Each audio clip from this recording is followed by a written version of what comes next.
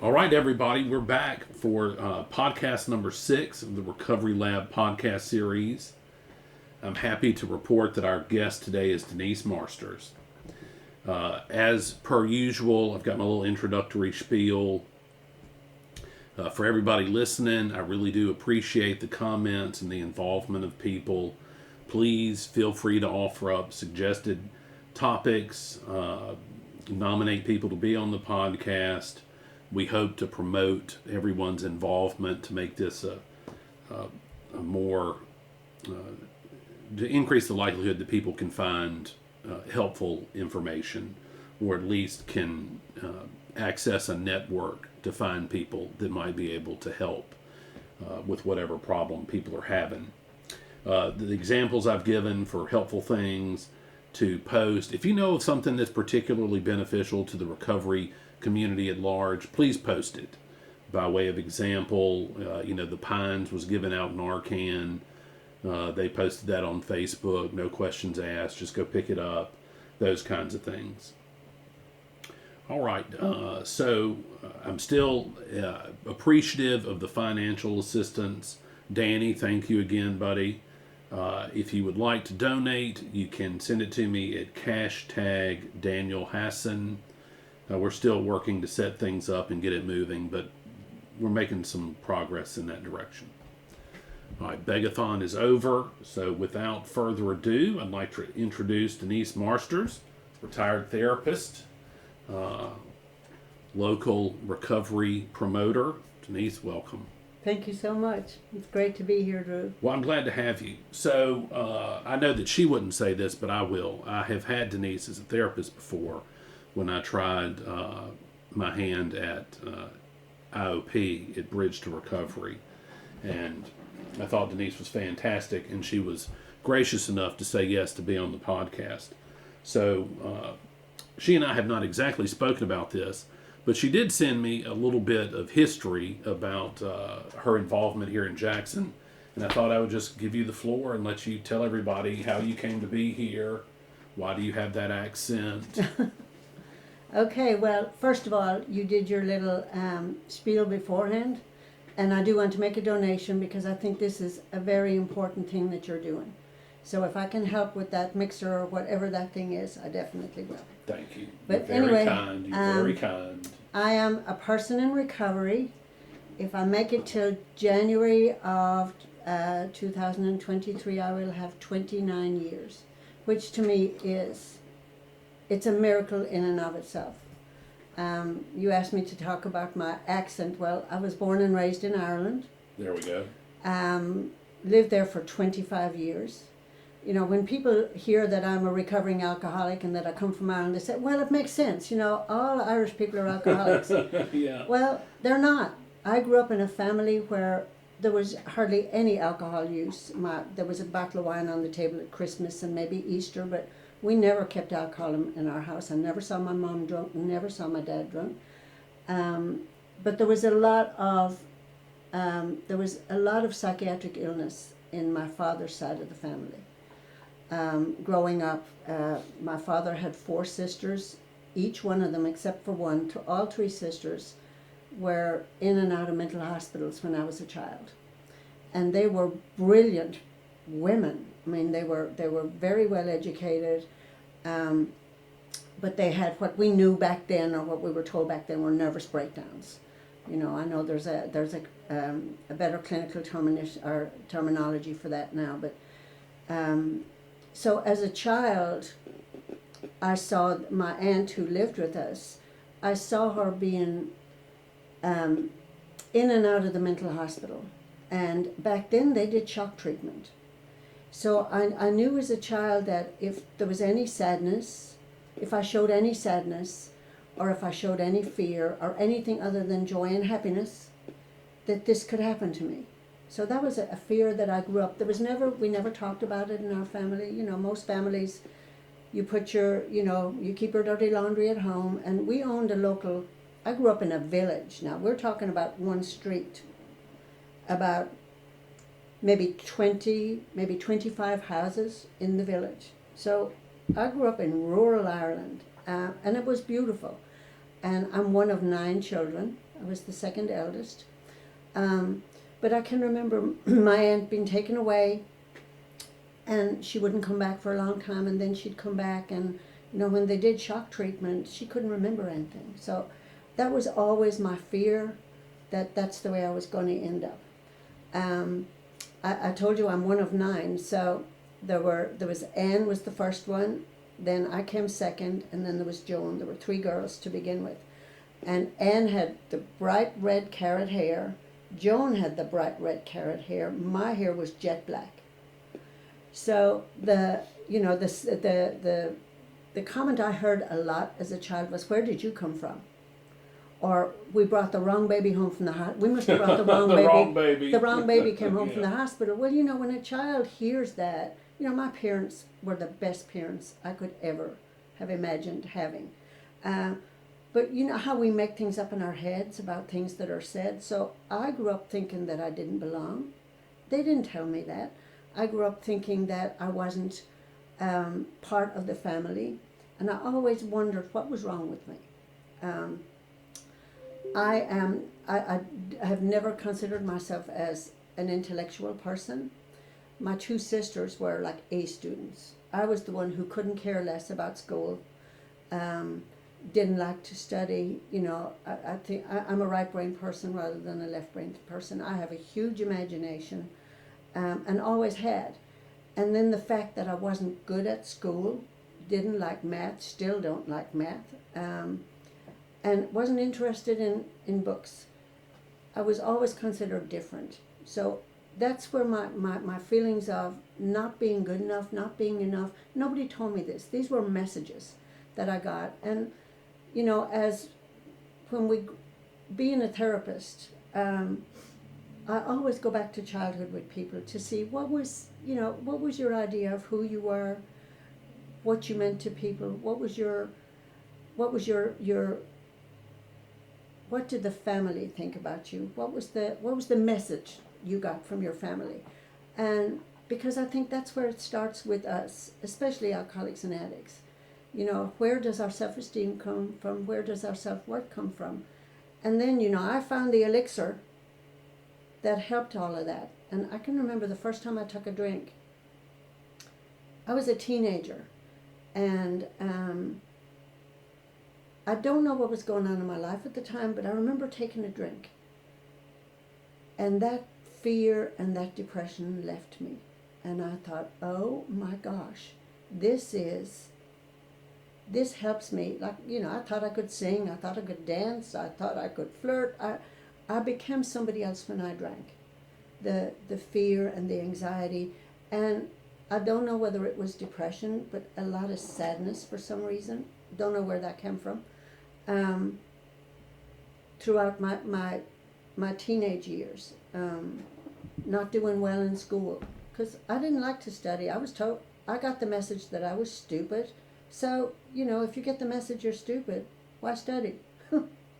Yeah, it's funny how we conform to these roles that we think that we have. Exactly. Like that it is your, and scholastically your sisters should be the ones doing that, and you should be the one doing whatever the black sheep does. Right, and the funny thing about it is my sister, several years ago, when I was home in Ireland, she got me this little, I sleep with it, it's a pillow, and it's a black sheep. And she said to me, Denise, I got you this because you were always the black sheep of the family. And I'm in my 60s now, and that's still, I sleep with that pillow.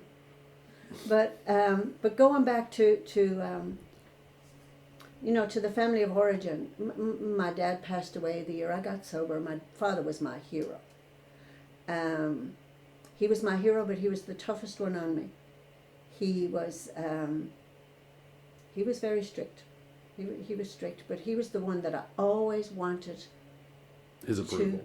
I always wanted his approval, and the only way I could get his approval was I was a good runner. I was good at sports. Now, not sports like we play here in the States, but I was good on a sports day. I was great at the sack race. I was great at the 3-legged race.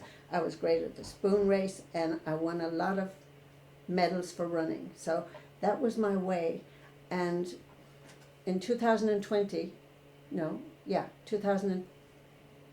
no, in the year 2000, I flew home to Ireland to run the Dublin City Marathon. I used to be a marathon runner, and it was on his birthday. And I don't remember this, but my brother remembers it. My brother ran that marathon with me. And when I came through the finish line, my brother heard me say, "Dad, are you proud of me now?" Oh. And I had been sober a while that time, maybe 6 or 7 years. And I don't remember saying that, but he said I said that. Because I always wanted his approval. And I don't know if I ever got it verbally, but I heard others saying how proud he was of me. But see, the stories we make up in our heads are just unbelievable. One of the things that Carl Jung said, he was a Christian, and he said we come into this world with two personalities. The first personality is, he called it the Christ within us. I call it the Spirit within us. And he said that's the one that we come into this world to, our purpose is in that spirit, that what we're meant to do for our lives is in that spirit when we come into this world. Because each one of us has a role to play in our journey in life. And nobody else can play that. And then he said when we pop into this world and we come out, we take on another personality, and that's called the adaptive personality. And that's the personality that we adapt through our family of origin, through society, through school, through religion, through whatever it is, that our environment that we grow up in, to be liked. So we take on the lies. You have to be a good girl to be liked. You can't say no. You have to, all of these roles that we take on. And then the blessing of recovery, and I think everybody should be in recovery. Not because alcohol is bad or that, but the lessons that we learn through recovery. During my journey, I get to take off the layers of the lies. And with every layer I take off, that spirit comes through. And that's the beauty. Like, I'm doing what I love today. I always tried to be something I wasn't. Didn't think that didn't know what I was, but didn't think that what I was good enough. So I was trying to be, I took singing lessons. I can't sing. I'm not a singer. I took dance classes. I'm not a dancer. So I was trying to do things that I thought would make me popular and make me accepted, but that wasn't what I was meant to do. In furtherance of this adaptive personality, finding acclaim and value through what you think other people appreciate. Is that? Well, finding value in the truth.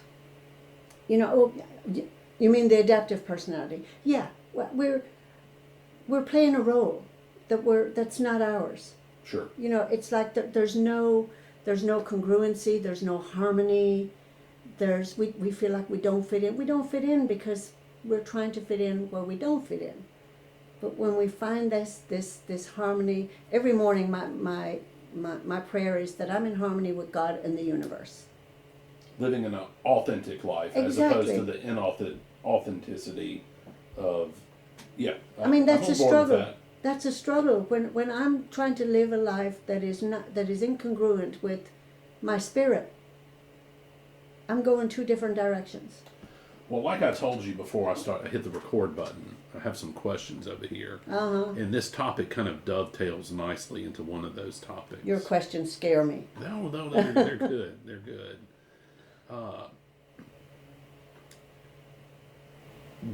What drives you and keeps you motivated? My spirituality. Is it this desire to be more authentic and aligned with God and the universe? Yeah, truth. Practically speaking, how do you do that? Oh gosh, that's a big question. I don't know. I get on my knees every morning and I ask God to direct my thoughts, my feelings, my words, and my actions. And I have to be truthful to myself. There was a time when if I made a mistake, I would cover that up to, I would cover one lie up with another lie. I would cover one mistake up with another mistake. And that's about protection. That's about survival. But today I don't have to do that. I don't have to, and I wrote down some things because I know when I leave here I'll say, I should have said this, should have said that. Well, the cure for that is having you back on the podcast. So don't fret too much. All right. When I don't have to hide anything, when I don't have to defend anything, when I don't have to protect anything or prove anything, I am free. Transparency. A transparent life. I was always trying to hide something. I was always trying to defend something, to prove something, and to protect something. And so I lived a life of, just a container. And the container just, had to fall apart for me to be authentic and to me to be okay with who I am. I turned 67 last month, and, I've let my hair go gray, and I love it. And I love living in Asheville. I moved to Asheville 3 years ago because my daughter had a baby. My grandson is the light of my life. Oh my gosh. How old is he? He's 3.5, and he brings out the child in me. I mean, we have so much fun. He calls me Nana. I talked to him this morning. He said, Nana, when are you coming over? And I said, Jude, I'm in Mississippi. He said, Nana, can you come home? We need to play, Nana. And then he said, Nana, I want you to come over. I said, why do you want me to come over, Jude? He said, because Mama's being mean. Isn't your relationship with him a gift and a reward for having gotten sober and lived a decent life? You'd probably be dead if you hadn't, and listen, you'd miss out on this. My relationship with, I have one daughter, Michelle. My relationship with my daughter is amazing. When I think about being a mom when she was a child, this brings up emotions in me, so I'm glad we're not on, what is it, Zoom. Because I didn't get sober till she was 7 years old. I was there physically, but I was not there emotionally. And for my daughter to ask me to move to North Carolina, and her husband Corey, I have the best son-in-law and the best daughter that anyone could ask for. When they came to me and they asked me to come to North Carolina, I had a big decision to make because Mississippi is where I got sober. The people in Mississippi held me until I could find myself. The people in recovery. But when they asked me to come, that was a no-brainer. I called Charlotte Smith, who was my real estate agent and one of my best friends. I said, Charlotte, put my house on the market. And she said, are you sure? And I said, yeah, I'm sure. Like, no thinking. And I'll always thank Charlotte for that. She arrived at my doorstep with the for sale sign, and I thought, oh gosh, this is real. This kind of scared me. But getting back to Jude, Michelle will ask me when I'm over there, he's 3 now, and she'll say, Jude will do something funny. He is a comedian. This kid he's going to be a stand-up comedian. He is something else. But he'll do something, and Michelle will look at me and she'll say, Mom. Oh, I know where the story's going. Was I like that when I was 3? And it breaks my heart to say I don't remember. There is a lot of stuff in her childhood that before she was 7 that I don't remember. Well, I appreciate your taking the risk in sharing that, because there's a lady out there right now who is eat up with shame, guilt, and remorse, and to see somebody like you that can stay sober and also deal with the guilt, shame, and remorse for things you did. People need to be able to see it. They need to be able to see that just because you have guilt, shame, and remorse for things you did while you were drinking, it does not mean you can't be sober, be productive, and be happy. And you know just to piggyback on that, that's the cycle of addiction. Of course. You know, we will use whatever we're using, whether it's substance or a process addiction, which can be spending, it can be sex addiction, love addiction, relationship addiction, gambling, all of those process addictions, whatever it is, and we'll do something that is against our morals and our ethics, and then we'll come to in the morning, and we'll say, "Oh my God, what have I done?" And the shame, and I shouldn't say we because I can't speak for everybody, but for me, the shame would eat me up, and I couldn't deal with it. So then here I'm at the liquor store at 10 o'clock in the morning waiting for it to open. Now I can remember being here in Madison one time, one morning. I had the shakes so bad that I drove to the gas station right up here, at 6 o'clock in the morning to get a 6-pack because I could not hardly function. And there was this little black man that came into the store, and he looked at me with the 6-pack, and he shook his head, and he said, "You don't want to do this, do you?" And he knew. I mean, we know now when we see. I thought I was hiding this from people, but that man knew exactly. And I wish I could remember him, but it didn't stop me, obviously. But it shook me to know that somebody recognized what I was doing. You know, and what it does to people. But addiction is a disease, I truly believe that. And a disease, the main purpose of a disease is to kill its host. That's the main purpose of a disease. I'll get on with that. It's not going to think about my daughter. It's not going to think about my grandson. It's not going to think about my family that I've put through so much pain. All it thinks about is destruction. I'm going to destroy you and everything around you. The one thing about recovery is I have a choice today. I have a choice whether I go out there and take a drink or whether I use something else to deal with the issues, like you said, you know, the guilt and the shame. I have to forgive myself. And, you know, I read, somebody made a comment about how, I think it was this morning when you posted, or yesterday when you posted that I was going to be on. Somebody made a comment that, you know, I talked to him about self-forgiveness. And that maybe that helped him.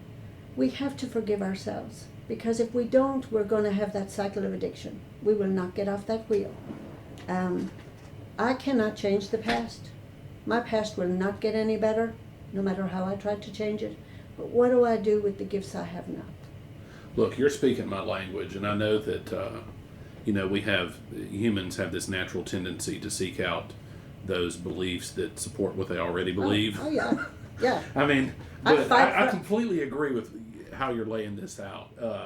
You know, I conceptualize my own addiction as being, you know, I don't have a trauma from childhood, although at times I've thought that would be nice. I could at least blame my poor behavior on that.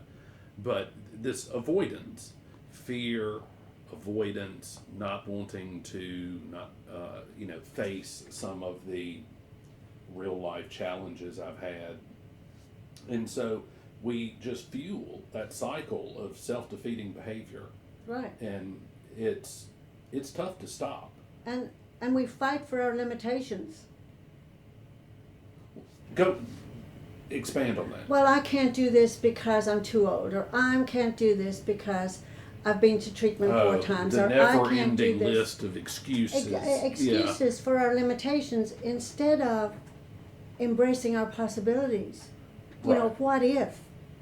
When I started the McCoy House, you know, I said this to Costas last night. She was there, and, you know, I had to introduce the board and stuff, and Costas was at and a lot of wonderful people were at a gratitude dinner that we had last night. And as I told you before the podcast, we should have had 400 people there.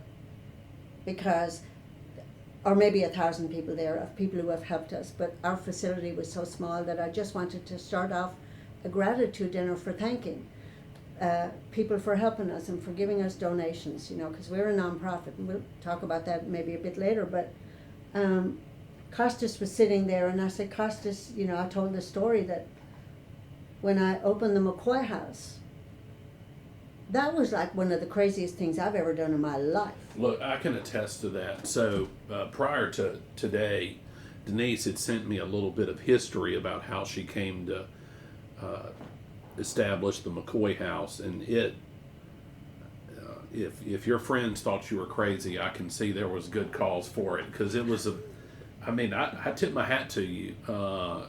You did it, and it's a story that people need to hear. So if you want to talk however much about that you want to talk about, I'm here to listen to it, and people will enjoy hearing this story.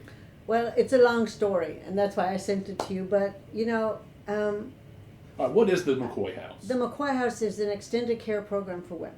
It's a sober living system. It's a sober living system. The reason we changed the name to extended care is we offer a lot more than your typical sober living houses.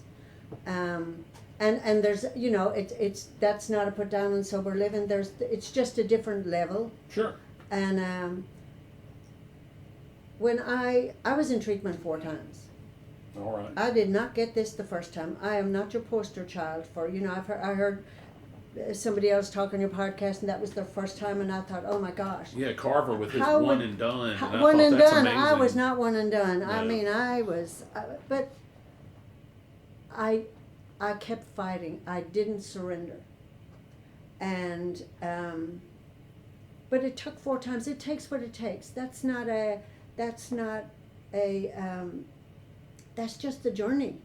Well, and I'll remind people, when Keenan was on the podcast, so I heard Keenan speak a few months ago, and he laid out a story of a guy. Keenan works at in Columbus and at a treatment center up there, and how he viewed success.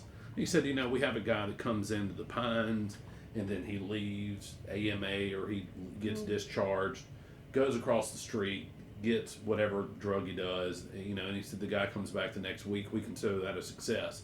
And it really caused me to kind of challenge some of the very black and white binary beliefs I had about recovery. Mm-hmm. Going back to treatment is a success. Yeah. Especially given the proliferation of fentanyl in everything. Yeah. Right, and it's, for me it was, I had every intention of stopping. When the first time I went to treatment, the second time I had every intention. But that's just the journey, what does it take? I don't know what it takes, because everybody's journey is different.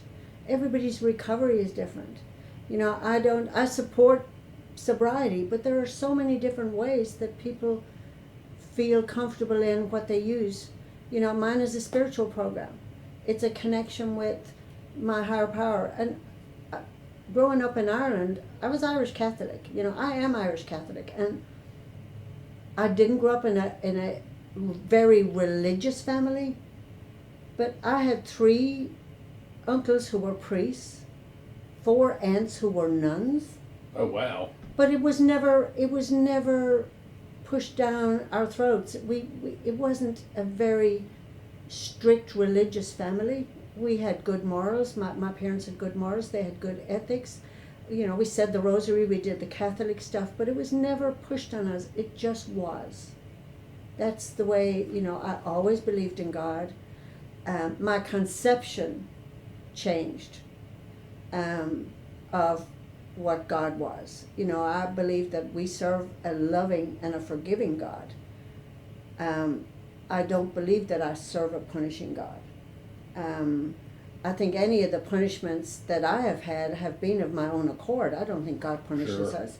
I think I have stepped into that, but and one of the reasons I think I was in treatment or went to treatment so many times is I never took responsibility. I blamed everybody else. I blamed, whatever it was I could blame. And if one of the questions I heard you ask, Carver when he was on, and that was a fantastic interview, by the way, was, what do people need to do? What advice would you give to people? And that's probably one of your questions, but I'm jumping the gun. It is. You know, just be honest with yourself. It's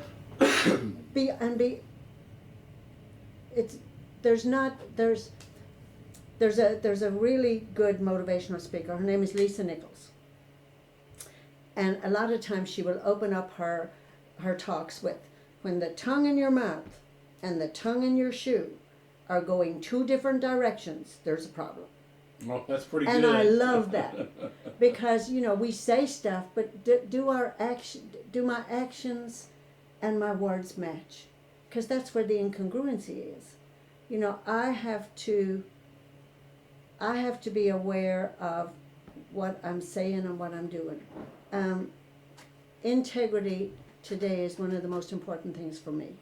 Sure. Because I had no integrity when None. I could look at you and tell you the biggest fib and you would believe it. This is the flip side of the blaming everybody. Oh yeah. Or blaming, or coming up with this never-ending list of reasons why I can't. Right. Why it won't work. I'm different. I've heard before somebody say, sorry, everybody in AA thinks they're the best, worst, that they... Anyway, go ahead, right. Sorry. No, and I guess where I come from is, if I'm not living in my integrity, and as a therapist, a former therapist, I do some therapy work on the side when I'm asked. It's not really individual therapy, but I'll do some seminars and I'll do some talks and stuff like that, which I love doing. But and I totally forgot what I was going to say. When my father died, he died the year I got sober. My husband died 6 years after I got sober. Both died from cancer.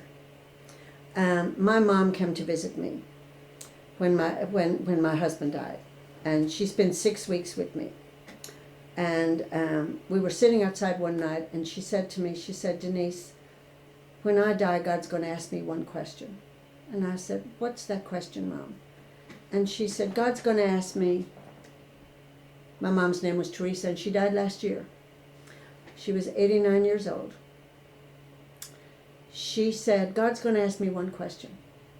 He's going to say, Teresa, how did you use the gifts I gave you? That hit me like a 2x4. Because up to that point, I had used every gift to manipulate people, to get what I wanted. There was always something, even if I gave something, I wanted something back. Some agenda. Thank you, that's the word. There was an agenda attached to, I would say, everything I did. And I thought, oh, I hope I don't die soon, because I know where I'm going. I'm Catholic. I still believe in hell. So I at that, and I was 6 years sober at that time. I had lived. I wasn't drinking. I was doing some things right, but I wasn't being authentic. I wasn't being honest. I wasn't being truthful. And I think part of our journey, Drew, is we learn. We learn by our mistakes. We learn by what we do. We learn by reflection. That I do a nightly inventory. Well, that's a lie. I don't do a nightly inventory. I do an inventory often. Let me put it like that. Where I have to reflect on, what is it? Did I tell a white lie? Did I try to manipulate a situation? And I've got to be honest about that. When we do not take responsibility for our lives, we become victims. Absolutely. Because you're to blame, she's to blame, they're to blame, and if they would only do right, I'd be happy. This is one of the main things. I have come to focus on this in my own recovery. One of the tenets of 12-step programs at large is this recognition of the powerlessness we have over our bugaboo, whatever it is, alcohol, drugs, sex, gambling. And I have thought to myself, I need to remember there's a lot that I have power over. my behavior being the number one thing.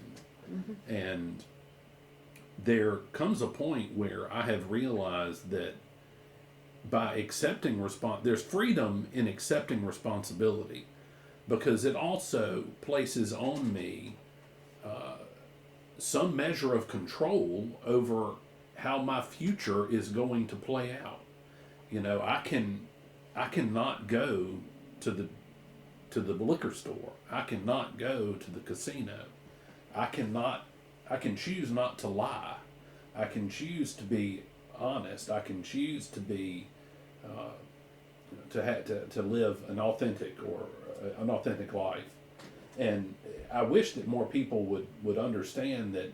Look, own up to your shenanigans. Own up to your madness, because there's some freedom there.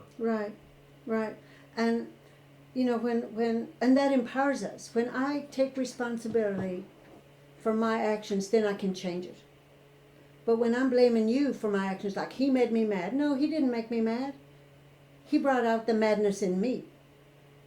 You know, nobody can make you angry. I think it was Eleanor Roosevelt said, nobody can make you feel inferior without your consent. Yeah, I've heard that before. You know, and I can say, well, she made me angry. No, she said something that brought up something in me that made me angry. Well, I'm still practicing that. Well, me too. I mean, this is I'm not great at it. We say a work in progress, you know. But the one thing about it is, I can step back and say, oh, this is an invitation to check myself. But before I would go off, it never even dawned on me, you know, that any of this had to do with me. They were just bad people trying to upset my life. But when somebody, you know, pushes your buttons, well, they push your buttons because they're installed. Right. You know, and we're just reacting to something. There's a, you know, I love quotes. Everybody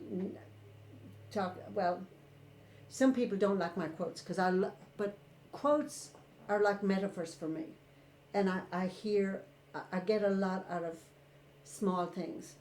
And one of my quotes that I like to quote is, it's not what happens to us that matters. It's what we do with what happens to us that matters. Well, it's interesting that you should bring up quotes, because I have one for you. We discovered the way up is often down, and the path to breakthrough is sometimes through breakdown. Yes. You wrote that. I wrote that? You wrote that. Did that was I really? in that letter you sent me. Okay. And I thought, that's fantastic.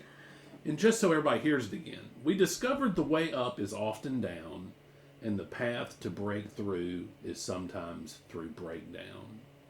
I liked it so much I typed it in my little outline for us today. Oh, wow. Okay. So, yeah, I don't remember writing I like that. quotes too. Yeah. Give you some and credit for that one. Well, you know, but it's true. You know, they say just when we think our world is falling apart, it's actually falling into place. You know, we have to fall apart to get well. You know, all of the lies and all of the deceit and all of the, like the game I was playing, or the role, I won't say the game, the role I was playing had to fall apart for that spirit to evolve. But I think that's such a hard thing, a hard concept for people in recovery, especially in the beginning, to get on board with. Because if I could think of one common thread between everybody with an addiction problem, it's the lack of hope. Right. You know, we just so often feel like there is no way out. Brendan Fraser, that actor who was in The Mummy, I was watching something about him and some troubles he'd had in his own life.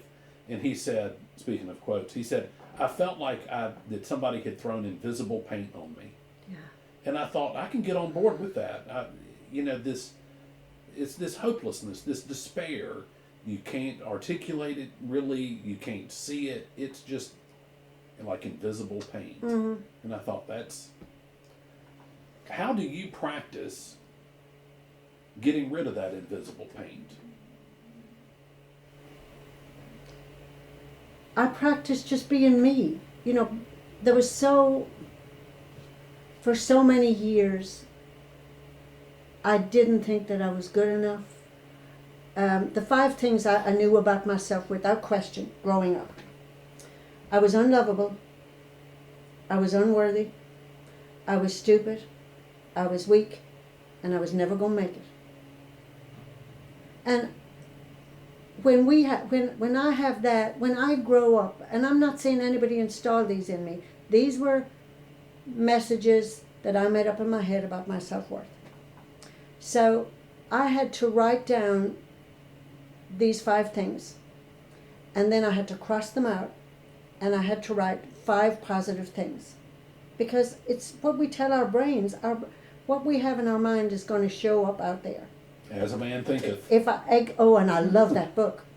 As a man thinketh, so is he. So is he. So I had to write down the 5 things, and the 5 things and I couldn't even look in the mirror and say these in the beginning. I am lovable. I am worthy. I am successful. I am courageous. Courageous was one of the most important things that I think that changed my mind. That gave me the power to do what I did with the McCoy House. I mean, my family thought I'd gone back drinking. They sent my brother down to Mississippi from New York. He worked in New York at the time. He was a carpenter, a detailed. He would not like me saying he was a carpenter. He used to work on the Wall Street buildings, do all of that detailed carpenter work. But they sent him down to Mississippi, and he called my mom and he said, "She has lost her mind." He said, "Either she needs to be in a mental hospital or she needs to be back in treatment." I don't know if he said those words, but this is what I heard. That he thought that I, had relapsed, because I had taken every dime I had out of the bank. And my family would lost it. They thought we're going to be bringing her home. But and I forget your question. I've just gone off on a big old tangent. No, it's good. Anyway. Just have at it. So, just life today is amazing in sobriety. And you talk about the newcomer, and about hope. I didn't have any hope. Before I got sober, and I know this is hard for my family to hear, if any of them ever listen to this, but I sat with a gun to my head. And my daughter in the bedroom. I mean, that's no hope right there. That's powerlessness. That's pain. And I hear people say, that people who commit suicide or people who contemplate suicide are selfish. They know nothing about what selfish is. I don't see it as selfish. I see it well, first of all, nobody in their right mind is going to want to commit suicide, is going to want to end their lives. So it's a mental illness that we deal with at that time. I wanted the pain to stop, and I didn't know how to stop it. And that was my only way. But I had no hope at that time. I've been asked so many times, what happened? What made you not pull that trigger? I do not know. I just didn't. Intervention. Divine intervention. I didn't pull the trigger, and my daughter was 7 at the time. If I had done that, she was 7. Her father died when she was 13. She would be without a mother and a father. This recovery has given me a life way beyond my imagination. And the only thing that I will say to a newcomer is don't give up. Don't give up. No matter what. I have nothing that every other person doesn't have. I mean, I have nothing special. Look, you're taking the words right out of my mouth. I have thought to myself in talking to other people, there's nothing about my life that's not available to everyone else. Right. I didn't do anything different other than I just didn't get high no matter what. I was talking about Costas earlier, and I didn't finish the story. when I was doing the McCoy House, I went to her and I said, Costas, I don't know what I'm doing. I don't have a degree in business. I don't know what a nonprofit is. I don't know what a 501c3 is. Am I crazy? And she looked at me, and Costas knows my heart. She knows my spirit. And she looked at me and she said, Denise, God does not pick the equipped. He equips the picked. There you go. And I thought, bring it on. It was like a light bulb came on. Reinvigorated. I had the passion to do something. And I felt that the passion I had was divinely inspired, like you said. I think that's what God wanted me to do. And well, going back to Young's thoughts about that. Right. And, if he wanted me to do this was not an impulsive decision. I used to tell people I'm impulsive. I think that was a disclaimer so that, well, if something went wrong, at least I've already told you, I'm impulsive. But then I got the name of being impulsive, and nobody was trusting me then because, she says she's impulsive, so we can't trust her. So I had to change my story because I wasn't really impulsive. I was using that as a disclaimer. I pray a lot and I think a lot about decisions I make. I might not talk to you about it, or I might not talk to my family about it and I won't talk to people about it who are going to say, I don't think that's going to happen. I don't talk to naysayers, not saying you're a naysayer because I know you're not. My family would be so worried about this. Oh, Denise, I don't know. You need to be safe. Well, safe keeps me in a box. Safe keeps me compartmentalized. I'm a risk taker, but I take risks that I think are going to prove to be something right, that are going to be on the right road for me. Well, the McCoy House has certainly proved to be something right. Well, I'll tell you, the McCoy House saved my life. Well, it gives you passion and something to work for and a goal and a mountain to climb. Mm-hmm. I mean, when Neil died, and I don't know, some people knew Neil, some people didn't. I met Neil about 4 years after my husband died. And Neil was a man in recovery as well. And he was a pistol. I mean, he was funny, he was energetic, he would have the weirdest sayings, and he used to make me laugh all the time. And I hadn't laughed in years. When my husband died, I think my heart closed up. I was fearful of ever getting into another relationship. I got into one that was a disaster soon after Richard died, and I had to learn a lot about that. But when I met Neil, I was very cautious. We didn't date for a long time, but we would go out for dinner and we'd have fun. And of course, he had a Harley Davidson, and motorcycles, are my passion. I mean, I even bought a motorcycle myself. I rode a Harley for 8 years. Get out. Did you really? Yeah, I did. Oh man, I've got my leathers and my chaps and all of that stuff. But I sold it when my mom got sick and I couldn't afford the flight home, so I sold the motorcycle. And I went home to see her, and that was a few years ago when she was pretty sick. But Neil taught me how to laugh again, love again, and have fun again. And we had the best times. We went to Arizona on his motorcycle. We went to North Carolina. We went to, where else did we go? We went to Colorado. And we just had the best time. So when he died, when he got cancer, I felt like I had nothing.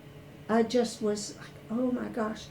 And naming the McCoy House after him, a lot of people think that, oh yeah, Neil's, left money in his will for the McCoy House. He didn't. Because we didn't talk about it until about 3 days before he died. We had gone to see it before, and that night, the last night in the hospital with him, he reached out his hand and he said to me, I think you need to go ahead with that house.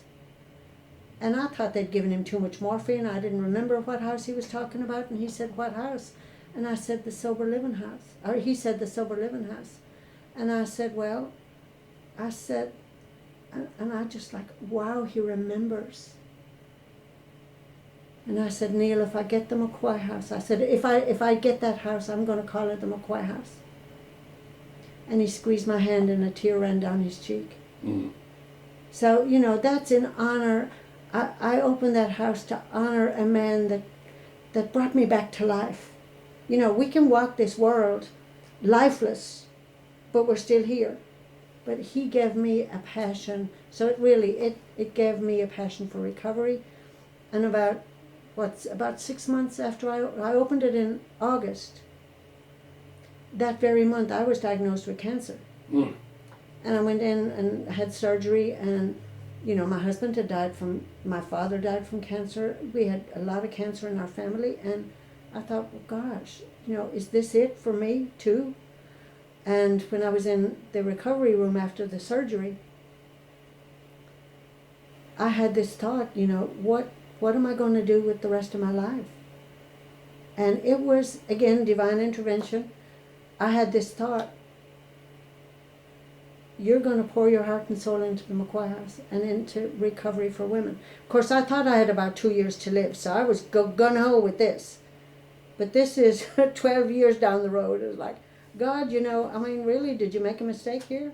I'm not supposed to be here.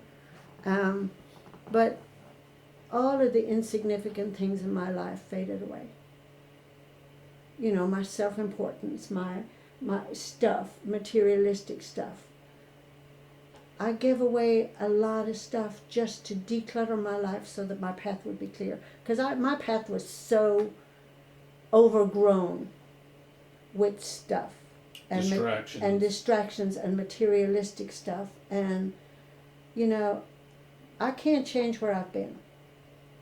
But I'm sure worried about where I'm going. And for the rest of my life, I want to do right. I want to help people because that brings me more joy than anything else. And that's probably selfish in itself because I get more out of this than people do. Well, I really do. You don't know that, but I do. I believe you. I believe you. So you opened the McCoy House, and I know that the McCoy House only has women, right? That's it. Okay. Oh, that would be a disaster if we had men and women. You know that. It would be. Every recovery person knows that. Everyone does. Or if they don't, they're soon to find out. Uh-huh. Do you think that the struggles for women in recovery are different from the struggles for men? I do, because we're different. There's Men Are for Women, Men Are from Mars, Women Are from Venus, that book. We have a totally different... We're here for different reasons. I've worked with men, and one of the greatest gifts that I've ever been given was working with men, especially men who struggle with relationship addiction, love addiction, sex addiction. The umbrella term for those would be process addictions. Because I've learned, my husband was a Vietnam vet.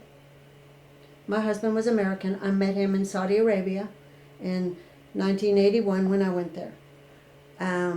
He was from Los Angeles, outside Los Angeles, and he was a Vietnam vet. I knew nothing about trauma back then. I knew nothing about what vets went through. So my husband was very closed off to talking about anything in that era, anything about his life. And, he was different. He had his own struggles. He was a great father. He was a great provider. He was a great protector, but he had his own trauma. And he was closed, never spoke about any feelings or anything like that. We could talk about love and we could talk about fun, but deep stuff that happened before I met him, nothing. So when I started working with men, the biggest gift that I was given was knowing their stories. Because, I come from an Irish background. My dad didn't talk about feelings. My brothers don't talk about feelings. So I was blessed by being open to men sharing their struggles. Well, I've said this before, how I kind of have a love-hate relationship with the idea of feelings. Because, on one hand, recovery and sobriety teaches you that feelings won't kill you or hurt you, And then on the other hand, it's like, look, I need to kind of get away from feelings. I mean, damn my feelings. And just speaking of sayings, George Bernard Shaw says, let's forget about the likes and dislikes and focus on that which must be done. There's a certain aspect of recovery that tells you, look, it doesn't matter what you're feeling. Just don't relapse. Don't go to the liquor store. Don't go to the casino. Mm-hmm. But then if instances in our lives bring up feelings, because feelings are a result of things that either we perceive or that have happened to us. So if we don't talk about them, what are we doing? We're just pushing them down. There's like, I don't want to be around somebody who is, just always poor me, poor me, poor me. But if we don't talk about the feelings in a healthy way, rather than being a victim or being sloppy about it. I mean, I don't like sloppy people who are all, feeling feelings all the time, but I think there's a time and a place where we talk about things that come up for us that are important, because if we push them down, then we're just denying what's really going on. I guess that freedom to be, or that courageousness to be willing to talk authentic about those feelings, but not let them dictate our behavior or our life. Yeah, there's Marianne Williamson was she is a beautiful author, and she wrote something that, do you mind if I read it? I do not. Oh my please. God, I love this. Did I bring my glasses? Okay. I'll have to. I have bifocals you can maybe borrow. Well, let me see if I can do. I've read it so often that I probably can read it without my glasses. She says, our deepest fear is not that we are inadequate. Our deepest fear is that we are powerful beyond measure. It is our light, not our darkness, that scares us. We ask ourselves, who am I to be brilliant, gorgeous, talented, or fabulous? Actually, who are you not to be? Your playing small does not serve the world. There is nothing enlightened about shrinking so that other people won't feel insecure around you. We are all meant to shine as children do. We were born to manifest the gift that is within us. It is not in some of us, it is in all of us. And when we let our light shine, we unconsciously give other people permission to do the same. As we are liberated from our own fear, our presence automatically liberates others. Wow. I love that. There's a lot in there. Read that last line again about liberation from fear. As we are liberated from our own fear, our presence automatically liberates others. When I can be honest with you, like you said, these people need to know about the shame and about the stuff that I've dealt with. If I'm not honest about that, how can I give hope to somebody else? Exactly. Extracting some benefit from the bad in our story to help other people. And everything that has happened to me, I've played a part in it. I have a friend who, there's 3 things she'll ask me. If I go to her with something, she'll say, well, how's that working for you? Right. And then she'll say, what's your part? And what's the payoff for you? She never points a finger. These are questions. And how many times have we been asked, and I see this in treatment all the time, because I just left North Carolina. I gave up my job there. I'm going to go back as a contract employee when they need me at times. I worked with young women. We're talking 18 to 22. I think the oldest is about 30 years old. So these are all young women. And when they come into group, I'm like the grandmother there now. I'm not like I used to be. I used to be a tough therapist. Riding that motorcycle. I mean, I was bad. But I was very confrontational, and I've learned that sometimes that doesn't work. You have to meet people where they are, and I've made a lot of mistakes through being a therapist and through working with people, and the one thing I want to show now is love and kindness and understanding these women, these people that I've worked with. And, one of the questions I'll say, well, when you were in your family of origin, did you ever hear this saying, well, what happened to you and why can't you do right and what's wrong with you? I heard that all the time. But if the question was asked, what happened to you? That would open such a bigger dialogue, because my family used to say, what's wrong with you all the time? I didn't know what was wrong with me. But if the question was asked, what happened to you? Tell me your story. Look at what that would bring up for people. It would give you an opportunity to get to know people. Because I forget the name of the interviewer. I'll think of her name. Krista Tippett. She is an amazing interviewer. And one of she says this, and I love it. She said, a beautiful question elicits a beautiful answer. And I'm sitting over here thinking to myself how many times I have taken my kids back to my ex-wife's house and I've left and I've thought, I'm the worst father ever. No, you're not. I shouldn't have said this like that. And now I'm sitting over here listening to you say that, and I'm running through my mind all the times I've said something like, what the hell's wrong with you? What, have you lost your mind? Why are you, and we do it all. Like there's a part of me that wants to die, But this is just knowing. I mean, we're all on a journey. I've done it. I do it. I'm sure I do it. If I don't do it, I think it. I think I've been able to stop before I say things some of the time. But just knowing that, that's not a judgment. It's just promoting awareness. How can I approach people in a way that their walls do not go up? The only way to get people to take down their walls is for us to let ours down. If I go in there and I'm just this therapist and there might be people listening to this and if there are, that I have hurt you in any way by questions I've asked, I apologize.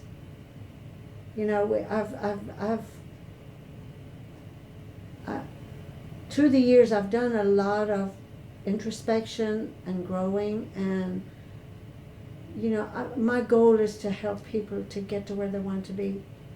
Well, one of the reasons I asked you a little while ago about the McCoy House only having women is because I had some questions about this, and then I read, and you can find this article on the New York Times. I mean, it's interesting to me the approach that the two sexes would have towards recovery. A recent survey of 65,000 public high school students in 11 states showed that 30% of teenage girls say they have intentionally injured themselves without aiming to commit suicide. About 1 in 4 adolescent girls deliberately harmed herself in the previous year, often by cutting or burning, compared to 1 in 10 in boys. I have a daughter that's soon to be 10 years old, and that's alarming. In your experience as a therapist, have you seen this? Do you agree that I do? It might be that number might be that high. And I think I think it got higher during COVID. I really do, because when I left here in 2019, COVID hadn't hit yet, and I started to work at a treatment center in Asheville, North Carolina. I mean, a very prominent treatment center. And I would say, 75% of the women, if not higher, have got self-harm tendencies. I mean, we had a lady that walked into group one day, and I was stunned by how she had self-mutilated her body. Every part of her except her face. What do practitioners think is the cause or genesis for this alarming increase? I've heard it likened to social media. Well, yes, that and it. I mean, there's not just one reason that people do this. It can be, people who have a borderline personality disorder might do it for attention, and that's what in the very beginning. That's what we thought many years ago. Oh, but no, it's not that. It can be that, and it's not. It's attention pain, because a person who has borderline personality disorder, the core of that is trauma. Trauma as a child. And when a child does not get their basic needs met, nurturing, when they're not nurtured, when there's no bonding, when there's no direction, in a person's childhood, infancy, supposing there's a father who's an alcoholic, a mother who's an alcoholic, there's something else going on in the house, and the child's basic needs are not taken care of. This is not blaming parents, it just is what it is. So in order for that child to get attention, she's got to lay down on the floor and have a tantrum to get her diaper changed, or to get a milk, or to get water, or to get somebody to notice her. So as she grows up, she's going to get attention, and bad attention is better than no attention. Because when we don't get attention as children, we die. So it's a survival tactic, it's a survival instinct. So we have to teach them new behaviors. So it can be, another reason for it is emotional pain. They have so much emotional pain going on that if they harm themselves, now they can focus on the physical pain.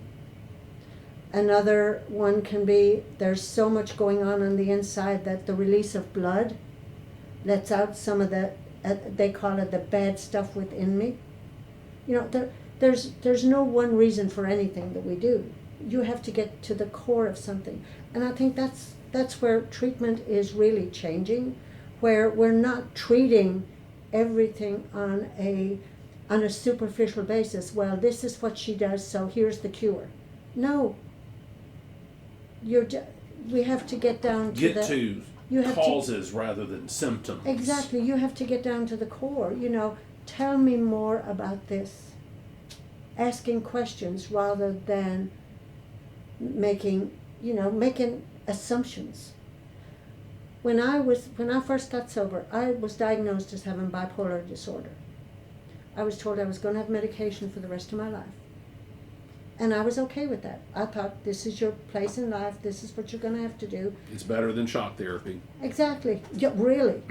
And 6 years, when I moved out to work at a treatment center here in Jackson, I got to be friends with the psychiatrist there, who was from England at the time, and she came from England. And so we got to be friends. And I was sitting at lunch one day with her, and I said, I was diagnosed with bipolar. I take this medication. And she said, Denise, you don't appear to me as being bipolar. I said, well, I'm on medication, That means the medicine's working. Yeah, exactly. So she said, I think you've been misdiagnosed. And I thought, oh God, okay, now what does that mean? So she said, would you be willing to work with me to titrate you off and see what's going on? And I was scared, but I was like, I thought, oh my gosh, wouldn't this be great if I didn't have to take this stuff? And so she titrated me. And now, if anybody's listening to this, do not go off your medications. Okay? Right. Please don't. But she worked with me, and she titrated me off these. I don't take anything today for mental disorders. I was misdiagnosed. How many people are misdiagnosed? Well, I think that could be the topic for a very long podcast. So I do want to say to any listeners, please, don't take this, what I'm saying about my personal journey with with being diagnosed incorrectly as yours because it may not be yours. Work with a psychiatrist, work with a psychologist. Do not go off meds that you're on without being supervised, because I really don't want to have that on my conscience. I'm just telling my own story. But there are a lot of people. You know, the two biggest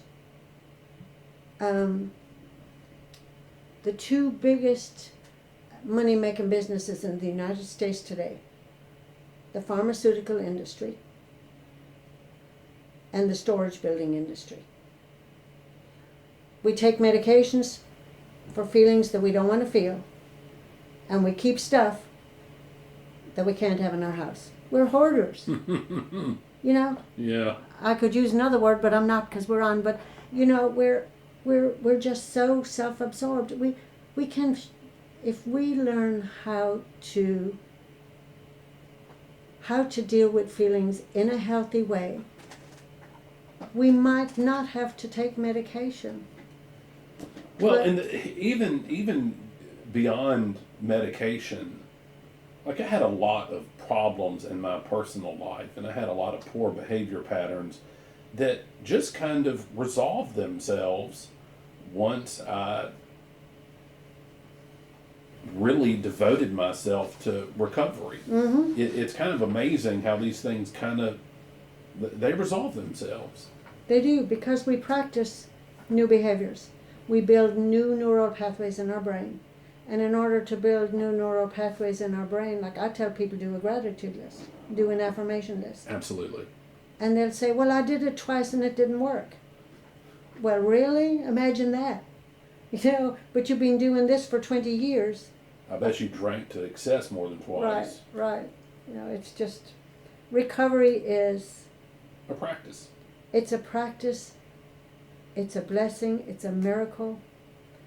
And for anybody out there who is struggling, don't give up hope. I remember this old man, when I first got sober, he said to me, and I wish I could remember who he was, but he said, Denise, no matter what happens, and alcohol was my drug of choice. He said, no matter what happens, don't take a drink. No matter what. And I used to white knuckle it. And it would go on in my head, okay, no matter what happens, don't take a drink, no matter what happens. For my first year, all I could do was not drink. The first year is a struggle for a lot of people. You know, some people get in there and they just ride that gravy train and they're fine and they're wonderful. That wasn't the way for me. I really struggled in my first year. Well, that's for most people. Mm-hmm. Well, look, I'm glad you've moved on to this, because one of the most impactful things I've heard since I've been doing this podcast was Angela talk about how she just kind of happened to go to this event when she was 7 months sober. And I thought, what a miracle, really. And how we never know when we're going to be exposed to that thing that changes for us, that thing that helps us get involved, that thing that helps us make some good, beneficial use of our past poor behavior and past poor mistakes. How can people get involved? How can they give back? You can also shamelessly plug for the McCoy House if you want to. Right. Or how can they serve the community? What could a lady or guy or a gentleman out there who's struggling, how can they get more involved? Well, I think we have to work on ourselves first. You know, one of the things that I heard was when I worked at Baptist Hospital as a therapist, we had an adolescent. There was an adolescent program there as well at a different place. It was called the Children's Village. I went there. Did you really? Absolutely. Oh my did. God. Okay. So we had this young girl that used to come in to aftercare, and from that program, and I used to do the family program at that time. And she said, no matter what you put before your recovery, you will lose. And that is the honest God truth. You know, for somebody new how to get involved, you have to get involved in your own recovery. I had to get involved in, you know, going to meetings, having a sponsor, working whatever recovery program that's out there that I feel comfortable with. being honest with myself, that the work begins with me. Now, I know we have to help people, but a lot of people get in there and they're busy doing stuff on the outside. They're getting into relationships, you know. They're looking for these high-profile jobs. They're putting everything before building a stable recovery within themselves. And I think that's the first thing. I think service is a wonderful thing to do, but a lot of people will go out and do service work, and that becomes their goal. Their identity. Yeah, their identity. It's, you know, oh, I'm great at this, or I'm sponsoring 5 people. I couldn't sponsor 5 people and take care of myself. You know, I have to, okay, again, this woman Lisa Nichols, one of the things she says that I absolutely love, and this was me to a T in the beginning. She said, we don't serve from an empty cup.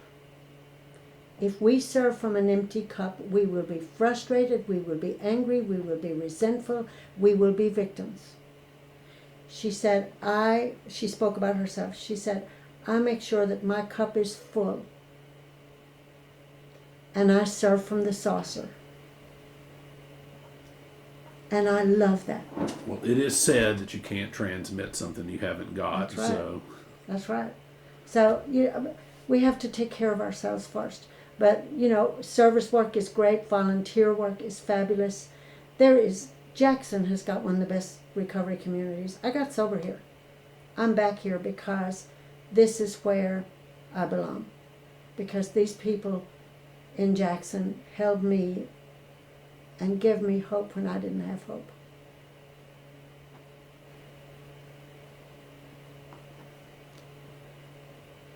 do you anticipate staying here? I am going to be between here and Asheville. I'm not giving up being a nana. That's My gotta feel good, grandchild, doesn't it? I mean, that is my heart just lights up when I think of that child. He is my heart outside of me.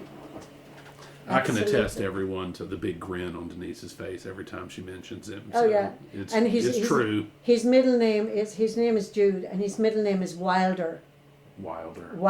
Jude Wilder Cannon, and he is the funniest ever. He has a sense of humor. He's going to be a stand-up comedian.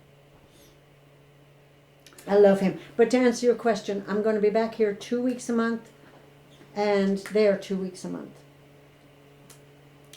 Well, I've kind of made my way through all of my questions. Is there anything you wanted to talk about that I've not asked you or we hadn't gotten to? No. Drew, I love what you're doing. And I said this to Drew, I hope you don't mind me saying this, but you've already mentioned Bridge to Recovery, so I'm not breaking your anonymity. But when Drew called me and asked me if I was going to do this, I was trying to, I knew who Drew was, but a lot of times I don't put things together for a while. And I said, Drew, were you the one in group that every time group would end on we had Monday, Wednesday, and Thursday nights, Drew would get the group together and we would all kind of, I don't know how we would do it. Would we hold hands or something? And we would all lean in together and he would say, go team. Go team. Go team. And I think we got you a banner before you left or something before you left with go team on it. But I was, I mentioned this to Drew right before we started, that really warmed my heart to see how you, at that time in early recovery, were bringing people together. And now you're bringing people together in this podcast. Well, that's the goal, hopefully. Yeah, it's amazing. It's amazing. So I really appreciate the opportunity to be on here. I got very anxious this morning. I even posted that this was daunting. But it really wasn't. It's a pleasure. It's good. It's good. And I appreciate your being here.